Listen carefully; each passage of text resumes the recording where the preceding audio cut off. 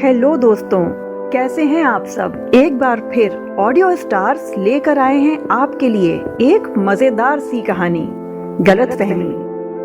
अब लोगों के बीच में गलतफहमियां तो हो ही जाती हैं, कभी अपने आप तो कभी कोई दूसरा उसे पैदा कर देता है। ऐसे ही हर्षित और श्रुति के बीच में भी हो जाती है गलतफहमी।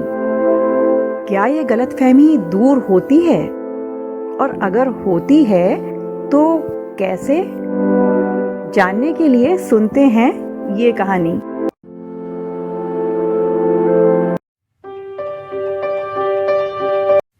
बॉयज हॉस्टल के तीसरे फ्लोर पर सीढ़ियों से दाईं तरफ, एकदम सामने वाले कॉरिडोर के दाईं तरफ वाले सबसे पहले कमरे में 2 लड़कों के बिस्तर अलग अलग लगे हुए थे। उनमें से एक दुबले पतले लड़के ने मोटे फ्रेम का चश्मा पहन रखा था।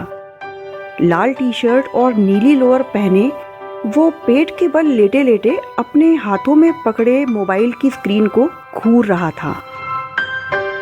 उसने दूर से ही दूसरे लड़के से कहा, हर्षित भाई अभी भी ऑनलाइन है।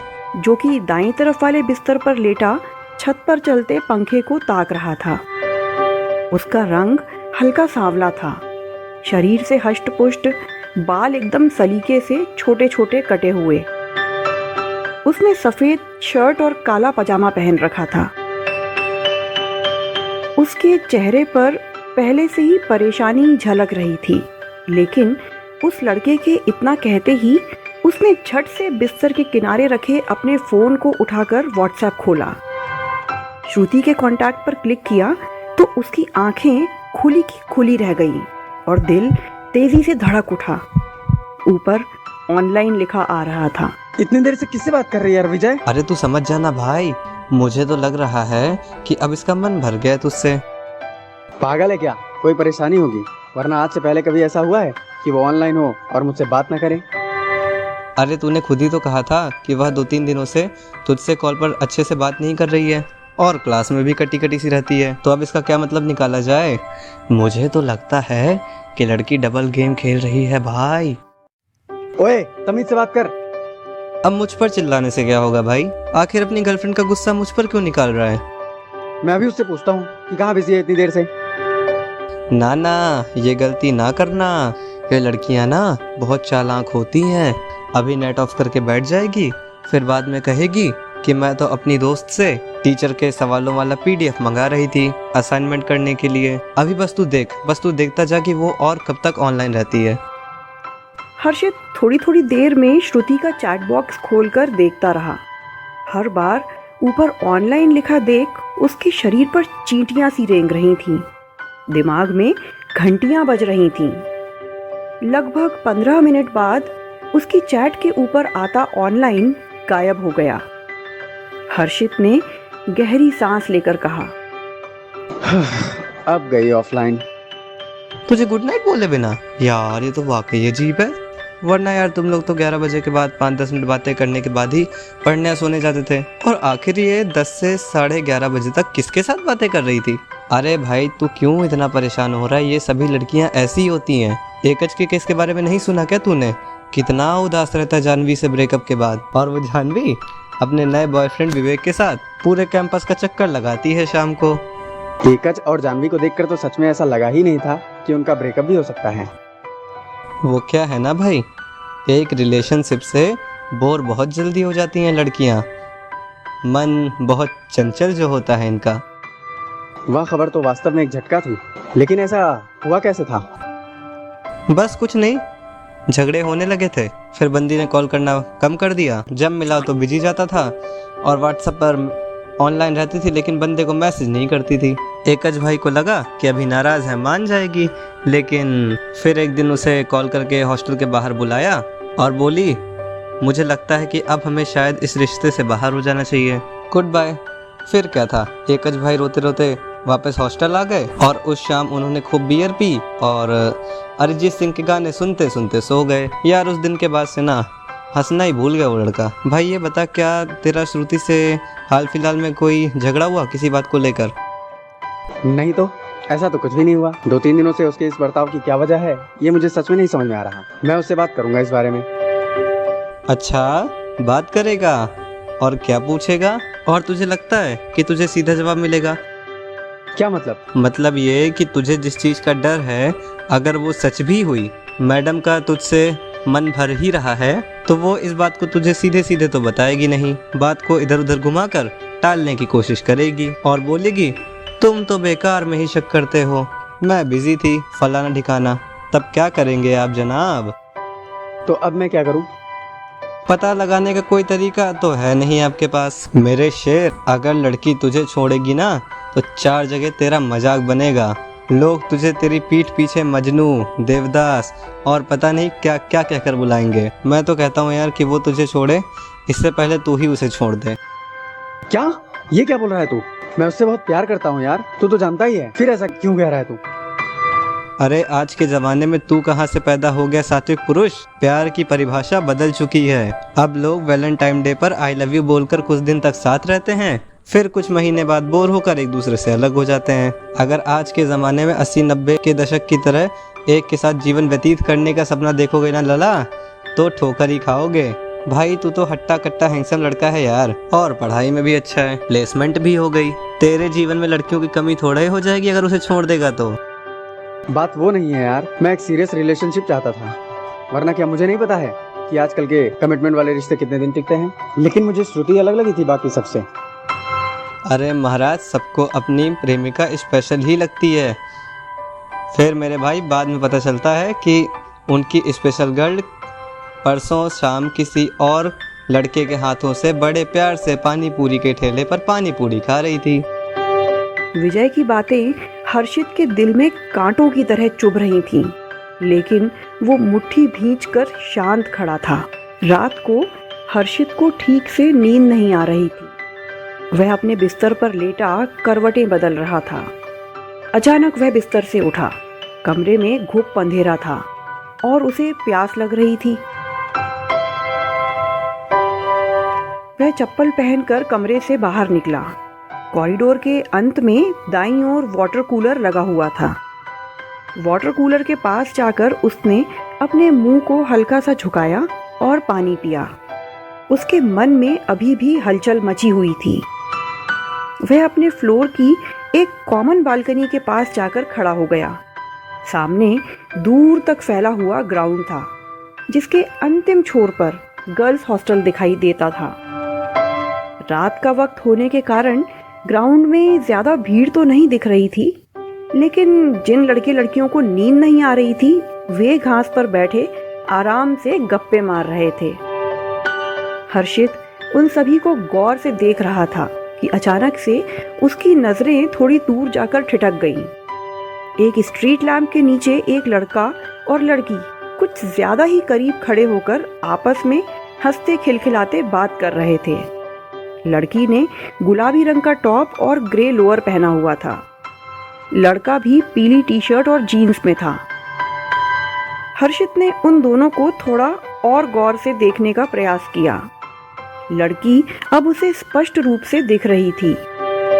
छरहरी काया और गेहुए रंग वाली उस लड़की की बड़ी बड़ी आंखें उसके हल्के आयताकार चेहरे पर बहुत जच रही थी। उसके बाल पीछे से खुले हुए थे। हर्षित का दिल जोर से धड़क उठा। उसके मुंह से अनायास ही निकला, ये श्रुति यहाँ इस वक्त इस लड़के के साथ ग्राउंड में क्या कर रही है? अचानक उस लड़के ने श्रुति के दाएं हाथ को अपने हाथ में ले लिया और थोड़ा करीब आकर बात करने लगा। श्रुति के चेहरे पर भी उस लड़के से बात करते हुए एक शरारती मुस्कान खेल रही थी। हर्षित से बिल्कुल ही नहीं रहा गया तो उसने तुरंत अपनी जेब से फोन निकाला और श्रुति को कॉल किया। श्रुति का ध्यान एकदम से भंग हुआ। उसने तुरंत लोअर की जेब में हाथ डालकर फोन निकाला और बुरा सा मुंह बनाकर फोन काट दिया।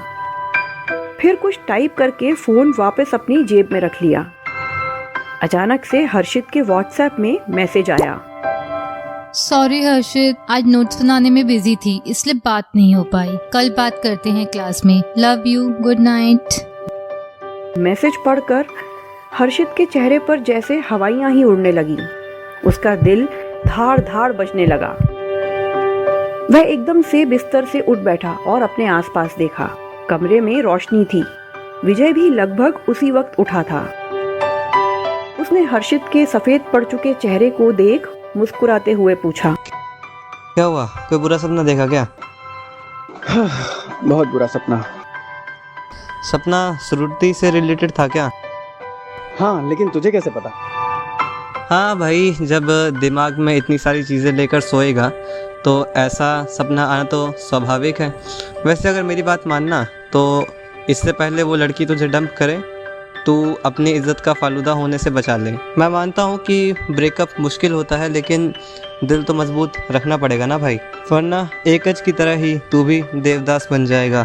चल यार, डिपार्टमेंट चलते हैं, और अगर वो तुझसे बात करने की कोशिश भी करे तब भी तुझे बात नहीं करनी है, समझा? हर्षित ने सिर हिलाया और गहरी सांस लेकर बिस्तर से उठ गया। विजय की बातों और उस अजीब से सपने की वजह से उसका मन बहुत खराब हो चुका था। नहा धोकर तैयार हो हर्षित और विजय डिपार्टमेंट पहुंच गए। उनकी क्लास इलेक्ट्रिकल इंजीनियरिंग डिपार्टमेंट के चौथे फ्लोर पर सीढ़ियों से जाकर एकदम सामने ही लगती थी। 3 कतारों में लंबी लंबी लकड़ी की बेंच लगी हुई थी। एकदम किनारे वाली कतार में सबसे आगे वाली बेंच पर श्रुति बैठी हुई थी। आज उसने सफेद उजले रंग का फुल स्लीव टॉप और नीली जीन्स पहनी हुई थी। प्रोफेसर अभी लेक्चर लेने आए भी नहीं थे, लेकिन फिर भी वह ब्लैक बोर्ड की तरफ घूरे जा रही थी, जैसे अपने ही ख्यालों में खोई हो। उसके पास में एक मोटे फ्रेम का चश्मा लगाए पढ़ाकू सी लड़की बैठी हुई थी। उसने कोहनी मारते हुए पूछा, श्रुति, तूने हर्षित को इस बारे में बताया या नहीं? नहीं यार तन्वी, मेरे दिमाग में इतना कुछ चल रहा था कि मैं हर्षित से इतने दिनों से ठीक से बात ही नहीं कर पाई। तो अब तो सब ठीक है ना? अब कर लेना बात। पता नहीं बेचारा कितना परेशान होगा। तन्वी की यह बात सुनकर श्रुति ने हल्के से सिर हिला दिया। फिर उसकी नज़र क्लास की चौखट पर गई, जहाँ से हर्षित अभी अभी विजय के साथ अंदर आया था। श्रुति मुस्कुराते हुए उठ खड़ी हुई और उसने हर्षित की ओर हाथ हिलाकर आवाज दी, हर्षित। हर्षित ने उसे कनखियों से देखा, लेकिन फिर पहली ही कतार में विजय के साथ एकदम आगे वाली बेंच पर बैग रखकर बैठ गया। श्रुति के चेहरे पर उसे देखकर आई मुस्कुराहट थोड़ी सी फीकी पड़ गई। वह भी अपनी जगह वापस बैठ गई।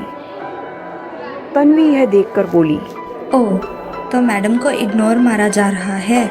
ऐसा तो कभी नहीं किया हर्षित ने। क्लास खत्म होने के बाद उससे बात करूंगी। इतने में उनके प्रोफेसर क्लास में आ गए और अटेंडेंस लेने के बाद लेक्चर शुरू कर दिया।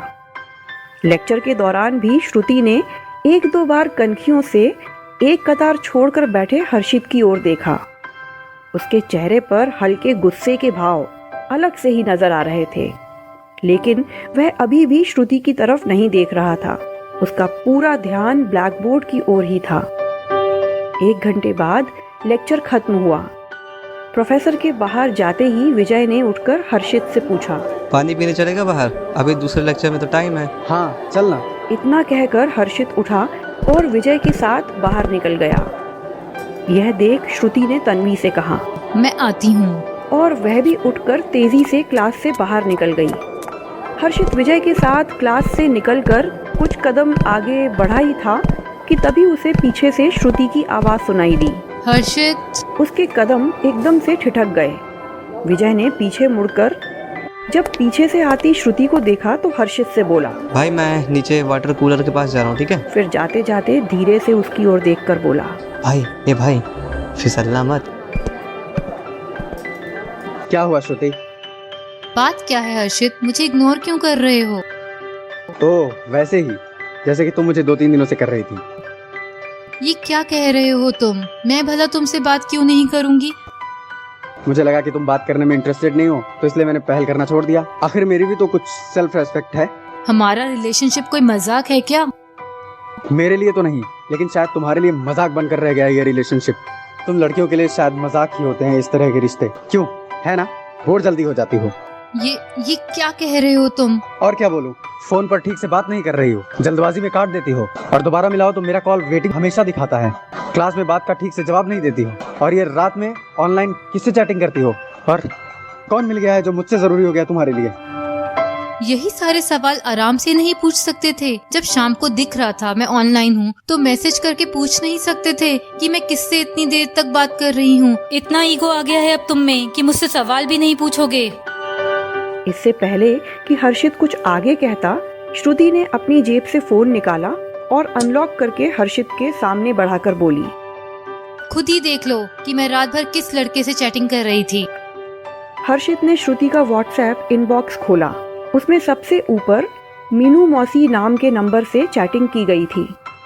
हर्षित ने जब उस चैट को खोलकर पढ़ना शुरू किया तो उसकी आंखें एकदम बड़ी हो गईं, जैसे उसके पैरों तले जमीन ही खिसक गई हो। उसके चेहरे से बेरुखी भरे भाव अब घोर हैरानी में बदल गए थे। श्रुति की ओर देख वो लड़खड़ाती जुबान में बोला, तो तुम इसलिए बात नहीं कर रही थी मुझसे 2-3 दिनों से? हाँ। श्रुति ने अपनी आंखों में आती नमी को हल्के से उंगली से पोंछते हुए बोला, मेरी मौसी यहीं पास के हॉस्पिटल में एडमिट थी। अभी अभी उनके ब्रेन ट्यूमर की सर्जरी हुई है जिसमें काफी पैसा खर्च हुआ। मेरी फैमिली ने कुछ दिन पहले सर्जरी होने के बाद मुझे बताया कि मौसी को ट्यूमर भी था। मैं तो शॉक्ड रह गई थी। तब से मैं लगातार उनके कांटेक्ट में बनी हुई थी। मेरी लगातार मम्मी पापा और घर के बाकी लोगों से इसी बारे में बात हो रही थी कि पैसे का इंतजाम कैसे किया, क्योंकि सब वहीं हॉस्पिटल के आसपास ही मौजूद थे। अब वे पूरी तरह से ठीक हैं और आज डिस्चार्ज होने वाली हैं। ओह, तो तुम इसीलिए क्लास में परेशान रहती थी। लेकिन अगर यही बात थी तो तुमने मुझसे बताया क्यों नहीं? मुझसे अपनी परेशानी शेयर क्यों नहीं की?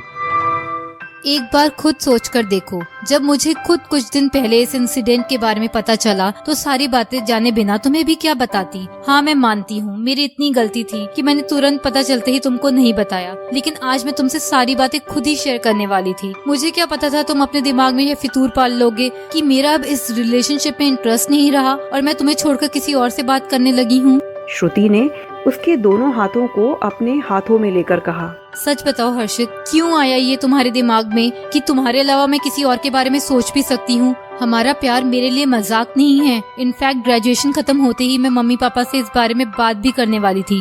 मेरी गलती है कि मैंने तुमसे इस परेशानी को शेयर नहीं किया। तो आज तुम ही पूछ लेते कि इतने दिन ठीक से बातचीत ना करने की वजह क्या थी। आई एम सॉरी श्रुति, जो मैंने ऐसा तुम्हारे बारे में सोचा। मेरा दिमाग सच में खराब हो चुका था।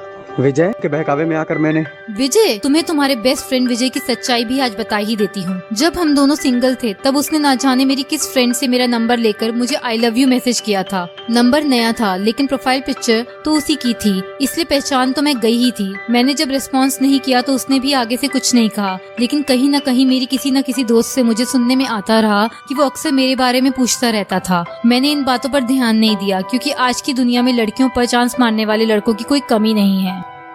तो फिर तुमने अब तक ये बात मुझसे क्यों छिपाई? तो इसीलिए जब भी विजय मेरे आसपास होता था तो मुझसे कम ही बात करती थी। हाँ, मैं नहीं चाहती थी कि मेरी वजह से तुम्हारी और विजय की दोस्ती खराब हो, इसलिए आज तक कुछ नहीं कहा था। उसने भी मुझे बाद में ज्यादा परेशान नहीं किया था, लेकिन आज मुझे पता चला कि वो तुम्हें मेरे खिलाफ भड़का रहा है। शायद उसे लग रहा होगा तुम्हारे और मेरे ब्रेकअप के बाद उसका और मेरा कोई चांस हो सकता है। मुझे दुख बस इसी बात का है कि तुमने मुझसे कोई सवाल पूछने के बजाय सीधे मुझ पर इतना गुस्सा किया। क्या हमारा रिश्ता इतना कमजोर है कि कल को कोई कुछ भी बोल देगा और तुम उसके बहकावे में आकर मुझसे बात करना बंद कर दोगे? बोलो हर्षित। सॉरी श्रुति, मैं मानता हूँ कि मुझसे गलती हुई। आगे से मैं किसी के बहकावे में नहीं आऊंगा। जो भी बात खटकेगी सबसे पहले मैं तुमसे क्लियर करूंगा। तुम्हारे लिए मैं अपना बर्ताव थोड़ा तो बदल ही सकता हूँ, क्योंकि मैं तुम्हारी आंखों में आंसू नहीं देख सकता, और अपनी वजह से तो बिल्कुल भी नहीं। लड़कियां हो या लड़के, दोनों तरफ ही ऐसे लोग होते हैं जो 2-4 महीने में किसी रिलेशनशिप से ऊबकर नया साथ खोजने लगते हैं, और ऐसे भी जो गंभीरता और सोच समझ के साथ एक रिश्ते को आगे ले जाने का दम रखते हैं। सिर्फ कुछ लड़कियों या लड़कियों का उदाहरण लेकर अगर तुम सभी लड़कियों या लड़कों को एक ही नजर से देखने लगोगे तो यह उन लोगों के साथ अन्याय होगा जो एक रिश्ते पे पूरी गंभीरता के साथ कमिटेड होते हैं। मैं मानता हूँ कि सभी को एक ही चश्मे से देखना निहायत ही बेवकूफ़ी वाला काम है। मुझे समझना चाहिए था कि मेरा बेवकूफ़ी भरा इल्ज़ाम तुम्हें कितना दुख पहुंचा सकता है। इतना कहकर हर्षित ने हाथ आगे बढ़ाकर श्रुति की आंखों से निकलकर गाल की तरफ जाते आंसू पोंछ दिए। श्रुति मुस्कुराकर बोली, ऐसे नहीं मानूंगी मैं। अगला लेक्चर शुरू होने से पहले मुझे कैंटीन ले जाकर मेरी मनपसंद वनीला आइसक्रीम खिलाओ, तब मानूंगी। हर्षित ने श्रुति का हाथ अपने हाथ में लेकर हंसते हुए कहा। अच्छा बाबा, चलो ना, तुम्हें आइसक्रीम खिलाता हूँ। उसके बाद हॉस्टल में जाकर एक ज़रूरी काम भी करना है मुझे। क्या काम? रूम शिफ्ट करूंगा अपना, वरना भरोसा नहीं ना कि मैं विजय का मुस्कुराता चेहरा देखकर उसे कब मुक्का मार बैठूं। इतना कहकर वे एक दूसरे का हाथ थामकर सीढ़ियों से नीचे उतरते चले गए।